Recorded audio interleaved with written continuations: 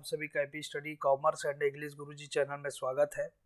आज हम एकाकी व्यापार के अंतिम खातों का निर्माण के अंतर्गत क्वेश्चन नंबर 4 को हल करेंगे। क्वेश्चन नंबर 4 में ठीक उसी प्रकार से जैसा कि क्वेश्चन नंबर 3 में हमने व्यापार खाता, लाभ हानि खाता और चिट्ठा बनाया था, सेम आज भी वैसे ही व्यापार खाता, लाभ हानि खाता और चिट्ठा बनाना है। तो चलिए वीडियो को स्टार्ट करते हैं और समझते हैं कि चौथे नंबर का क्वेश्चन किस प्रकार से बनेगा। एक रिक्वेस्ट आपसे ये है कि अगर आप चैनल पे नए हैं तो चैनल को आप सब्सक्राइब कर लीजिए, बेल आइकन को प्रेस कर लीजिएगा ताकि नोटिफिकेशन जब भी मैं नया वीडियो डालता हूं तो आप तक उसका नोटिफिकेशन पहुंचेगा। ठीक है, तो यहाँ पर क्वेश्चन नंबर 4 में देखिए, श्री कमलेश की निम्नलिखित परीक्षा सूची से 31 मार्च 2006 को समाप्त होने वाले वर्ष के लिए अंतिम खाते तैयार करें। हमको जो अंतिम खाते बनाना है, अंतिम खाते मतलब व्यापार खाता, लाभ हानि खाता और चिट्ठा बनाना है। ठीक है, तो यहाँ पर परीक्षा सूची दिया हुआ है। परीक्षा सूची मतलब तलपट दिया हुआ है, नाम शेष और जमा शेष। स्टॉक 10,000 रुपये का, क्रय 24,000 का, वेतन 600 रुपये का, रोकड़ 2,000 का। इस प्रकार से पूरी सूची दी हुई है। अब हमको जानना यह है कि कौन सा जो मद है, मद मतलब ये जो दिया हुआ है, ये किस किस खाते के कौन कौन से पक्ष में जाएगा। जैसे व्यापार खाता, लाभ हानि खाता और चिट्ठा में। तो यहाँ पर देखिए स्टॉक मतलब एक प्रकार का क्या है, नाम शेष है। तो नाम शेष है मतलब ये प्रारंभिक स्कंद कहलाएगा। ठीक है, प्रारंभिक स्कंद कहलाएगा। तो यहाँ पर प्रारंभिक स्कंद कहाँ जाएगा, ये व्यापार खाते के विकलन पक्ष में जाएगा। सबसे प्रारंभ हम लिखते हैं क्रय व्यापार खाते के विकलन पक्ष में, वेतन लाभ हानि खाते में जाएगा, ये लाभ हानि खाते के विकलन पक्ष में लिखेंगे। रोकड़ 2,000 रुपये ये चिट्ठे में जाएगा। विनियोग चिट्ठे में जाएगा, संपत्ति पक्ष में। रोकड़ भी संपत्ति पक्ष में जाएगा। विज्ञापन लाभ हानि खाते में जाएगा, लाभ हानि खाते के विकलन पक्ष में। बीमा लाभ हानि खाते के विकलन पक्ष में जाएगा। अब जमा शेष वाले कॉलम में देख लीजिए, विक्रय ये समाकलन पक्ष में जाएगा। जैसा कि आपको नाम से स्पष्ट है, जमा शेष मतलब जमा का मतलब होता है समाकलन शेष, या फिर इसी को हम इंग्लिश में बोलते हैं क्रेडिट शेष या क्रेडिट बैलेंस। तो विक्रय 40,000 रुपये का है, ये क्या बोलते हैं व्यापार खाते के समाकलन पक्ष में। क्रय वापसी को विकलन पक्ष में लिखेंगे, क्रय में से घटा करके। ठीक है, क्रय 24,000 में 1,000 माइनस करेंगे, क्रय वापसी माइनस करके लिखेंगे। कमीशन जो है आपका जमा शेष है, तो लाभ हानि खाते के जमा पक्ष में लिख देंगे। जमा पक्ष मतलब समाकलन पक्ष में। किराया भी समाकलन पक्ष में जाएगा, 600 रुपया। पूंजी 30,000 रुपये, पूंजी क्या है 30,000 रुपये। तो ये जो है पूंजी चिट्ठे में जाएगा। चिट्ठा के किस में जाएगा, चिट्ठा के दायित्व पक्ष की ओर जाएगा। इसमें हम शुद्ध लाभ को जोड़ेंगे, आहरण को घटाएंगे। ठीक है, इसको विशेष ध्यान रखिएगा। लेनदार कितने का है, 6,000 का, ये भी चिट्ठे में जाएगा, चिट्ठे के दायित्व पक्ष में जाएगा। अशोध्य ऋण संचय ये भी कहाँ जाएगा, एक प्रकार से आपका लाभ हानि खाते में जाएगा। लाभ हानि खाते के अंतर्गत ये डेबिट साइड में जाएगा। ठीक है, और इसमें नया जो हमने प्रावधान किया रहेगा उसको जोड़ेंगे और पुराना प्रावधान को हम क्या करते हैं, माइनस करते हैं। ठीक, इसको अब विशेष ध्यान देना है। इधर थोड़ा सा और भी है, उसको भी देख लेते हैं। ये उसी का है, पार्ट है। यहाँ पर क्या हो रहा है, थोड़ा सा पार्ट इधर आ गया है। ठीक, क्योंकि अलग पेज में था इसलिए, तो हमने दोनों पेज को स्कैन किया है, इसलिए आपको ऐसा प्रतीत हो रहा है। मजदूरी ये भी नाम शेष है, तो ये भी हमारे व्यापार खाते में जाएगा, मजदूरी को लिखेंगे। भवन चिट्ठे में जाएगा, संपत्ति पक्ष की ओर। देनदार चिट्ठे में जाएगा, संपत्ति पक्ष की ओर। अशोध्य ऋण 200 रुपया, ये है डूबत ऋण। इस डूबत ऋण को जो है हम लाभ हानि खाते के विकलन पक्ष में लिखेंगे। और इधर ऊपर में जो आपको मिला अशोध्य ऋण संचय, ये क्या है, अशोध्य ऋण के लिए पहले से आयोजन करके संचय करके रखे हैं। वो कितना है, 400 रुपया। तो ये पुराना संचय हो गया। और नया संचय जो है आपको प्रश्न में मिलेगा। नया संचय क्या करने के लिए, संचय बनाने के लिए प्रश्न में दिया हुआ है समायोजन में। तो ये इतने सारे हो गए। आहरण को आप समझ गए कि आहरण जो है पूंजी में से माइनस करेंगे। ठीक है, देवपत्र यहाँ पर दिया, देवपत्र जो है समाकलन पक्ष में जाएगा, चिट्ठे के संपत्ति पक्ष की चिट्ठे के दायित्व पक्ष की, और विकलन चिट्ठा के दायित्व पक्ष में जाएगा। ठीक है, उसमें समाकलन और विकलन नहीं होता है। क्लियर, उसमें चिट्ठा में संपत्ति और दायित्व होता है। याद रखिएगा। अब हम चलते हैं समायोजन में। तो अंतिम स्टॉक 10,000 रुपये का, अंतिम स्टॉक कितना दिया हुआ है 10,000। अंतिम स्टॉक मतलब क्लोजिंग स्टॉक बोलते हैं, इसको हमको व्यापार खाता में भी शामिल करना है और चिट्ठा में भी शामिल करना है। ठीक है, चिट्ठा में संपत्ति पक्ष की ओर, व्यापार खाता में समाकलन पक्ष की ओर लिखना पड़ेगा। वेतन 200 रुपये और मजदूरी 100 रुपये देना है, मतलब ये आउटस्टैंडिंग है। आउटस्टैंडिंग मतलब इसको देना अदत्त है, तो अदत्त वेतन करके 200 रुपये वेतन में जोड़ेंगे, मजदूरी में अदत्त मजदूरी करके 100 रुपये मजदूरी में जोड़ेंगे। ठीक है, ये मजदूरी का जो है किस में रहेगा, व्यापार खाते में रहेगा, तो व्यापार खाते में जब मजदूरी लिखेंगे उसमें जोड़ दिया जाएगा। और वेतन जिसमें है लाभ हानि खाते में, लाभ हानि खाते में जब वेतन लिखेंगे विकलन पक्ष में तो उसमें जोड़ देंगे। ठीक, उसके बाद विनियोग पर 300 रुपया ब्याज अर्जित हैं। विनियोग पर ब्याज मतलब जो भी विनियोग है, इन्वेस्टमेंट किए हैं उस पर जो है 300 रुपये ब्याज का मिला है, जिसको समायोजन करना है। देनदारों पर 20% से डूबा ऋण बनाएं, मतलब यहाँ पर नया डूबा ऋण संचय बनाने के लिए बोल रहा है 20%। देनदारों पर, तो देनदार कितने के उसको ध्यान में रखना। तो देनदार 8,000 का है, 8,000 का फिर क्या करेंगे, फिर 20% के हिसाब से हमको क्या बनाना पड़ेगा, संचय बनाना पड़ेगा। भवन पर 10% ह्रास लगाना है। भवन पर क्या लगाना है, 10% ह्रास। तो भवन का जो राशि है यहाँ पर 30,000, उसका जो है हम क्या कर देंगे, ह्रास निकाल देंगे। 10% मतलब 3,000 हो जाएगा। ठीक है, उसके पश्चात यहाँ पर है, एक ग्राहक से 1,000 रुपये का माल वापस प्राप्त हुआ, किंतु इसका लेखा जो है पुस्तकों में नहीं किया गया है, तो इसको तो हमको लिखना पड़ेगा।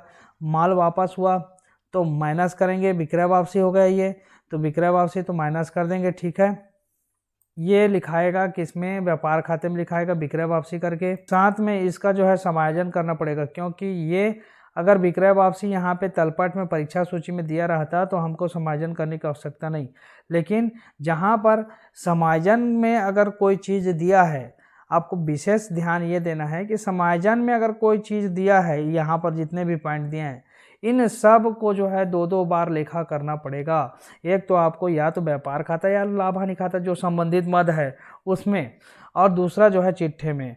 तो ये आपको ध्यान में रखना है, हमेशा ध्यान में रखना है। यहाँ पर अगर परीक्षा सूची में विक्रय वापसी देता तो हम विक्रय में केवल माइनस कर देते, विक्रय में से विक्रय वापसी घटा करके राशि को लिख देते, चिट्ठे में कोई उल्लेख करने की आवश्यकता नहीं है। लेकिन यहाँ पर समायोजन में दे रहा था, इसका कहाँ पर लेखा होगा, तो 1,000 रुपये का माल वापस किया तो इसका हम जो है डेप्टर, क्या हो गया, डेप्टर पर, डेप्टर मतलब आपके जो देनदार हैं उस पर जो है इसको हम क्या करना पड़ेगा, हमको माइनस करना पड़ेगा। ठीक है, तो चलिए हम अब बना करके देखते हैं कि किस प्रकार से क्वेश्चन को बनाना है। अब हम स्टार्ट करते हैं। यहाँ पर से देखिए, हमने समय की कमी के वजह से और समय आपकी सुविधा के लिए हमने यहाँ पर पूरा लिख करके आपको बता रहे हैं। यहाँ पर देखिए, व्यापार एवं लाभ हानि खाता 31 मार्च 2006 को समाप्त होने वाले वर्ष के लिए डेबिट और क्रेडिट, विवरण राशि, प्रारंभिक स्कंद जैसा कि ऊपर में लिखा हुआ था 10,000, उसको हमने लिख दिया। क्रय 24,000 और क्रय वापसी 1,000 रुपये। प्रारंभिक स्कंद मतलब यहाँ पर जो स्टॉक है उसको लिए हैं 10,000 का, क्रय जो है यहाँ पर से लिया गया है क्रय 24,000 और क्रय वापसी 1,000, तो क्रय को वापसी को माइनस करेंगे 24,000 में से 1,000 को। यहाँ तक को आपने समझ में आ गया कि 24,000 में 1,000 माइनस किया तो 23,000 यहाँ पे लिख दिए। फिर मजदूरी जो दिया है, मजदूरी कितना दिया, 200 रुपया। अब अदत्त मजदूरी को क्या करेंगे, जोड़ेंगे। ये समायोजन में से लिया हमने 200 रुपये, अदत्त मजदूरी करके दिया तो अदत्त करके लिख दिए। पहले 200 रुपये मजदूरी जो चिट्ठा में दिया मतलब सब परीक्षा सूची में दिया उसको लिखे, फिर 100 रुपये अदत्त का जोड़ दिए। यहाँ पर से मजदूरी 200 रुपये और अदत्त का जो यहाँ पर दिया है अदत्त मजदूरी 100 रुपये देना है तो इसको हमने जोड़ दिया। अब हम उस पक्ष की ओर देखते हैं, तो उस पक्ष में हमको क्या देखना पड़ेगा, विक्रय कितना का है 40,000, विक्रय कितना है 40,000। अब हमको विक्रय वापसी यहाँ पर से होगा 1,000 रुपये का माल वापस प्राप्त हुआ ग्राहक से, मतलब विक्रय वापसी हो गया, तो 40,000 में से 1,000 क्या कर देंगे, माइनस कर देंगे। तो यहाँ पर मजदूरी के बारे में आपको बताया और यहाँ पे विक्रय के बारे में बताया, विक्रय वापसी हो गया, तो कितना बचा 39,000। अंतिम स्कंद हमारे समायोजन में दिया हुआ है 10,000 रुपये, ये वाला देखिए अंतिम स्कंद 10,000 रुपये। इस प्रकार से हमने व्यापार के खाते के अंतर्गत जितने भी मदे हैं उन सब मदों को लिख दिया। अब हम क्या करेंगे, दोनों पक्षों का योग लगाए तो इधर 30, 10, 40 और 9, 49, टोटल कितना हो गया 49,000 हो गया। और इधर का जोड़ लगाए तो इधर जो है कम हो रहा है, देखिए 23,000 और 10 कितना हो गया 33,000 और ये 300 रुपया। तो ये उस 49,000 से तो कम है, तो 49,000 से जो है क्या कर देंगे माइनस, तो माइनस किए तो हमारा आ रहा है 15,700 रुपया आ रहा है। ठीक है, अब हम इसी सकल लाभ को क्या करेंगे, इस पक्ष इस इधर ले आएंगे। सकल लाभ को क्या करेंगे, इस सकल लाभ को हम यहाँ पे लिख दिए, यहाँ पर देख लीजिए सकल लाभ कितना हो गया 15,700 रुपये लिख दिया। फिर वेतन, वेतन कहाँ पर से मिला, वेतन जो है वहीं पर परीक्षा सूची में दिया हुआ, यहाँ पर देखिए वेतन दिया हुआ परीक्षा सूची में 600 रुपया। और अदत्त वेतन को हमने यहाँ पर से ले लिया, वेतन 200 रुपये देना बाकी है तो इसको अदत्त वेतन का जोड़ दिया, अदत्त होता है तो जोड़ते हैं इसलिए हमने यहाँ पर जोड़ दिया। तो 600 प्लस 200 कितना हो गया, टोटल 800 रुपये हो गया। क्लियर हो गया होगा। विज्ञापन जैसा प्रश्न में दिया हुआ है वैसा हमने उतार दिया, बीमा का जैसा दिया है वैसा हमने उतार दिया, इसमें किसी प्रकार कोई समायोजन नहीं करना है। ठीक है, अब हम चलते हैं डूबत ऋण की ओर। ये देखिए विज्ञापन और बीमा 400 और 600 हमने उतार दिया। अब हम आगे बढ़ते हैं तो डूबत ऋण आता है। डूबत ऋण का हमारे पास यहाँ पर दिया हुआ है, कितना दिया है 200 रुपया। और नया डूबत ऋण संचय करने के लिए बोला गया है प्रश्न में, यहाँ पर देखिए देनदारों पर 20% डूबत ऋण संचय बनाएं। तो जैसा कि यहाँ पर दिया हुआ विनियोग क्या बोलते हैं, देनदारों पर 20% डूबत ऋण बनाए करके यहाँ पर, तो डूबत ऋण के जो आयोजन करना है वो 20% करना है। तो देनदार कितने हैं यहाँ पर देख लीजिए, तो देनदार हैं 8,000 के, कितने हैं 8,000 रुपये के हैं। लेकिन यहाँ पर 1,000 रुपये और कम करना पड़ेगा हमको, क्योंकि माल वापस कर दिया। टोटल 8,000 के थे लेकिन 1,000 रुपये का हमने लिखा नहीं है तो उसको भी तो समायोजन करना है। तो 1,000 रुपये और हमारे ग्राहक क्या हो जाएंगे, कम हो जाएंगे। क्यों, क्योंकि जो भी देनदार होते हैं वो हमको पैसा देते हैं, हमको मतलब व्यापार में पैसा देते हैं। ठीक है, व्यापार जो व्यापारी है उसके लिए देनदार मतलब जो पैसा देने वाला है वो हमारा क्या हो गया, देनदार हो गया। तो 1,000 रुपये का माल वापस किया तो उतने पैसा हमको जो है सामने वाला कम देगा, क्योंकि उतने का माल जो है ग्राहक ने वापस कर दिया तो उसका तो पैसा हमारे पास आएगा नहीं, उतने का पैसा क्या हो जाएगा, माइनस आ जाएगा। लेकिन हमने पहले कितना लिख दिया था, टोटल लिख दिया था 8,000, लेकिन 1,000 को क्या करना पड़ेगा, यहाँ पर माइनस करना पड़ेगा। तो 8,000 में से 1,000 रुपये माइनस कर देंगे तो कितना बचेगा, 7,000 रुपये बच जाएगा। और उसी 7,000 रुपये पर हम क्या निकालेंगे, 20% क्या निकालेंगे, डूबत ऋण के लिए संचय करेंगे, रिजर्व करेंगे। यहाँ पर लिखा है make a reserve at 20% on debtors. तो यहाँ पर 7,000 गुणित 20 बटे कर लीजिएगा 100, 7,000 गुणित 20 बटे 100 करेंगे तो कितना आ जाएगा, 1,400 रुपये आ जाएगा। ठीक है, तो हमने यहाँ पर डूबत ऋण संचय 1,400 रुपये लिख दिया। नया जो पुराना था यहाँ पर हमने वहाँ पे जो विकलांग पक्ष में लिखा है उसको लिख दिया और यहाँ पर डूबत ऋण संचय को लिख दिया जो अभी नया बनाया उसको। तो टोटल हो गया 1,600 रुपये और पुराना डूबत ऋण वहाँ पर दिया हुआ है 400 रुपये। ये देखिए डूबत ऋण संचय पुराना वाला दिया हुआ है, कितना रुपये दिया है, 400 रुपये। और ये समाकलन पक्ष में लिखा है मतलब ये संचय है, देख लीजिएगा, ध्यान दीजिएगा, है ना। तो ये डूबत ऋण संचय पुराना है तो इसको हमने यहाँ पर क्या कर दिया, माइनस कर दिया इसमें से। ठीक है, तो 1,600 में 400 रुपये माइनस कर दिया तो कितना हो गया, 1,200 रुपये हो गया। क्लियर हो गया होगा। फिर उसके बाद हम चलते हैं ह्रास। तो भवन पर ह्रास थी 3,000 रुपये। भवन कितने का है उसको देखेंगे। भवन है हमारा 30,000 रुपये का, तो 30,000 में कितना परसेंट लिखा है, यहाँ पर ह्रास देख लीजिए। तो भवन पर 10% ह्रास लगाना है, मतलब 10%, 30,000 का 10% कितना हो जाएगा, तो 30,000 गुणित 10 बटे 100 कर लीजिएगा तो आ जाएगा 3,000 रुपये। तो 3,000 रुपये हमारा क्या है, ह्रास है। तो ह्रास हमने निकाल दिया 3,000 रुपये, यहाँ पर देखिए 3,000 ह्रास निकाल दिया। ठीक, तो इधर के जितने भी मदे थे उसको हमने कंप्लीट कर लिया। अब हम चलते हैं उस पक्ष की मदों को। उस पक्ष में क्या क्या लिखा है, तो सकल लाभ तो हमने ले आया है पहले से ही इधर से व्यापार खाते से। फिर उसके बाद उपार्जित ब्याज, कमीशन और किराया। तो उपार्जित ब्याज कहाँ पर से मिला, देखिए सबको ऐसा करके देखते जाना है एक करके, है ना। फिर उपार्जित ब्याज, उपार्जित ब्याज समायोजन में है उसको लिखेंगे। कमीशन यहाँ पर दिया है 200 रुपये, ये हमने लिख दिया कमीशन का। और किराया जो दिया है 600 रुपये उसको लिख दिया हमने, ठीक है। और इसमें से कोई भी लाभ हानि खाते के समाकलन पक्ष में लिखने लायक नहीं है, ठीक है। तो यहाँ पर हम क्या लिखेंगे, विनियोग पर 300 रुपये ब्याज, तो यही है, ये आएगा उपार्जित ब्याज, ठीक। ये 3 चीज़ों को हमको लिखना है, तो 3 चीज़ें हमने जो है यहाँ पे लिख दिया, उपार्जित ब्याज, कमीशन और किराया। तो इस प्रकार से इधर का योग हम लगा लेंगे टोटल, तो टोटल हो रहा है 16,800, और इधर के योग लगाए तो यहाँ पर जो है कम हो रहा है, क्योंकि 12 3,000 और एक 4,000, और इधर से जोड़ लीजिए 4 एक 5,000 और 6,000, मात्र 6,000 हो रहा है, जबकि इधर है 16,800 रुपया, तो 10,800 रुपये कम हो रहा है। तो यहाँ पे हम लिख देंगे शुद्ध लाभ पूंजी खाते में अंतरित करके 10,800। यही क्या है, ये जो है शुद्ध लाभ की राशि है, क्या है, शुद्ध लाभ की राशि हो गई, ठीक है, ये शुद्ध लाभ की राशि हो गई। तो ये हमारा क्या बन गया, व्यापार खाता और लाभ हानि खाता बन गया। अब हम इसके बाद चलते हैं चिट्ठे की ओर। चिट्ठे को भी बारी बारी से समझेंगे, एक एक पॉइंट टू पॉइंट को। तो यहाँ पर चिट्ठा जो है 31 मार्च 2006 को समाप्त होने वाले वर्ष का दायित्व राशि, संपत्ति राशि। तो पूंजी कितना दिया हुआ है, देखिए पूंजी जो है 30,000 दिया हुआ है, हमने पहले ही अभी देखा है पूंजी को। चलिए और एक बार स्पष्ट कर देता हूँ।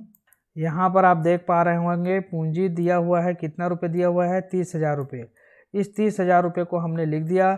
अब इस पूंजी में हम क्या करेंगे, शुद्ध लाभ है उसको जोड़ेंगे, आहरण है उसको क्या कर देंगे, घटा देंगे। तो ये यहाँ पर कितना आहरण है, 1,000 को घटाएंगे आहरण को, ठीक है।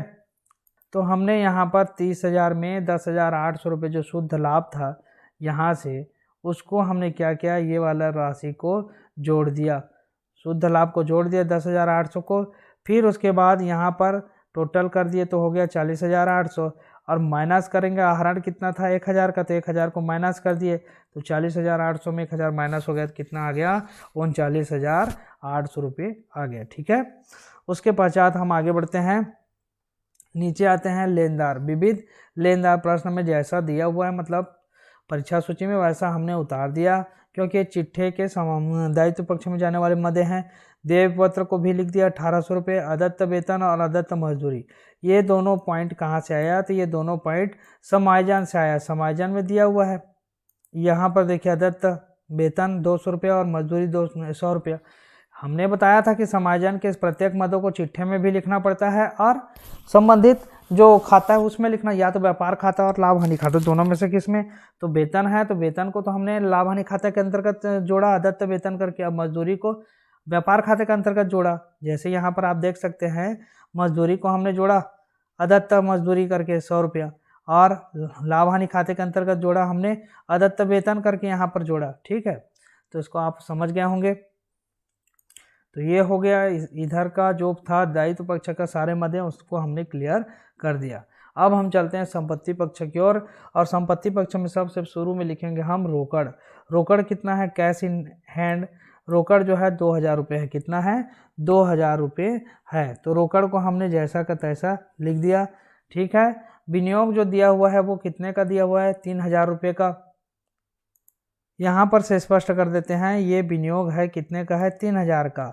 विनियोग कितने का दे रहा है, 3,000 रुपये का विनियोग दे रहा है। ये देखिए 3,000 का विनियोग। अब इस 3,000 के विनियोग पे हमको कितना रुपये ब्याज अर्जित हुआ, ये समायोजन में लिखा हुआ है, उसको भी तो हमको समायोजित करना पड़ेगा। विनियोग पर 300 रुपये ब्याज अर्जित हुए, तो इस ब्याज को हम उस विनियोग पर जोड़ देंगे। विनियोग मतलब आपको समझना है कि इन्वेस्टमेंट, इंग्लिश में इसको क्या बोलते हैं, इन्वेस्टमेंट, पैसा इन्वेस्ट करना, ये क्या कहलाता है, विनियोग कहलाता है, पूंजी का इन्वेस्टमेंट। तो विनियोग 3,000 और उसमें प्लस उपार्जित ब्याज करके लिख दिए 300 रुपये, तो टोटल कितना हो गया, 3,300 रुपया हो गया, ठीक। अब विविध देनदार, विविध देनदार, देनदार कितने का दिया था, 8,000 रुपये का, पहले ही देखे हम 8,000 रुपये का।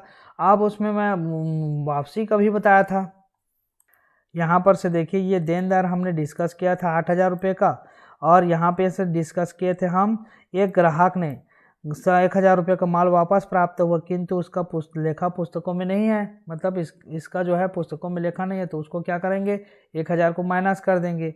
तो हम 8,000 में से 1,000 माइनस कर दिए, तो हमारा टोटल देनदार कितने का हो जाएगा, 7,000 का। तो टोटल देनदार कितने को, 8,000 में से 1,000 माइनस कर दिए, टोटल देनदार हो गया 7,000 का हो गया। ठीक है, अब इस 7,000 रुपये जो हुआ, इसी देनदार पर की जो राशि है उसी पर हम क्या कर दिए, 7,000 का 20% निकाल दिए डूबत ऋण संचय के लिए। ये डूबत ऋण संचय के लिए कहाँ से आया पैसा, तो इसी 7,000 में से डूबत ऋण संचय के लिए 1,400, मतलब 7,000 का 20%, तो हो गया हमारा 1,400 रुपया। ये समायोजन में है। यहाँ पर से देख सकते हैं देनदारों पर 20% से डूबत ऋण बनाए गए, तो माइनस करने के बाद जो राशि आती है उसी पर करेंगे। तो ये हो गया 1,400 रुपये। अब उसके बाद यहाँ पर 7,000 में से 1,400 माइनस कर दिए तो कितना हो गया, 5,600 रुपये, 5,600 रुपये यहाँ पर आ गया। ठीक है, उसके बाद हम चलेंगे भवन। भवन जो दिया हुआ है वो 30,000 का दिया हुआ है, और उस पर ह्रास जो है पहले ही निकाले हैं 3,000 का, तो भवन 30,000 में 3,000 ह्रास निकाल दिए, तो टोटल कितना हो गया 27,000 का। 30,000 में 3,000 माइनस कर दिए तो कितना बचा, 27,000 बचा। और अंतिम इसका लास्ट में लिख देंगे कितने का है, 10,000 रुपये का। ये भी लिखा है किसमें, समायोजन। यहाँ पर देखिए समायोजन में लिखा है, इसको हमने लिख दिया जैसा तैसा। तो इस प्रकार से जो है हमको करना है, बनाना है। और लास्ट में क्या करेंगे, दोनों पक्ष का योग लगा दिए, यहाँ पर दोनों पक्ष का योग लगा दिए तो कितना गया, 47,900। इधर भी कितना आ रहा है, 47,900। आप एक बार जोड़ करके देख लीजिएगा। ठीक है, तो ये हो गया हमारा क्या, ये हो गया हमारा क्वेश्चन नंबर जो है चौथे नंबर का क्वेश्चन कंप्लीट हो गया। अच्छा, एक बात और आपको बता दूं कि एकदम से ज़्यादा घुमाने लायक क्वेश्चन परीक्षा में नहीं पूछा जाता है, क्योंकि ये क्वेश्चन जो है आपको सरल क्वेश्चन ही पूछेंगे परीक्षा में। एकदम ज़्यादा आप कठिन कठिन सवालों को हल करके जाने की भी आवश्यकता नहीं है। हाँ, जानकारी के लिए आप बनाइए, हर क्वेश्चन को बना करके आप रखिए, लेकिन उतने भी कठिन क्वेश्चन परीक्षा में नहीं पूछे जाते, क्योंकि उसमें आपके क्वेश्चन पेपर में इतने सारे क्वेश्चन होते हैं, उन सब को बनाएंगे और कठिन क्वेश्चन रहेगा तो आपके पास समय ही नहीं बचेगा। ठीक है, तो क्वेश्चन छांटने वाला भी ऐसे क्वेश्चन देता है जो परीक्षा की दृष्टि से इम्पोर्टेंट हो और जो है बच्चा जो है आसानी से उसको बना सके। ठीक है, तो आज के वीडियो में बस इतना ही। नेक्स्ट वीडियो में हम जो है इसके आगे के प्रश्नों को हल करते जाएंगे। चैनल पर नए हैं तो चैनल को सब्सक्राइब कर लीजिए, बेल आइकन को प्रेस कर दीजिए, और अधिक से अधिक जो स्टूडेंट हैं जो कॉमर्स लेना चाहते हैं उन तक वीडियो को शेयर अवश्य कीजिएगा, और साथ में सब्सक्राइब करना, शेयर करना ना भूलिएगा। ठीक है, धन्यवाद।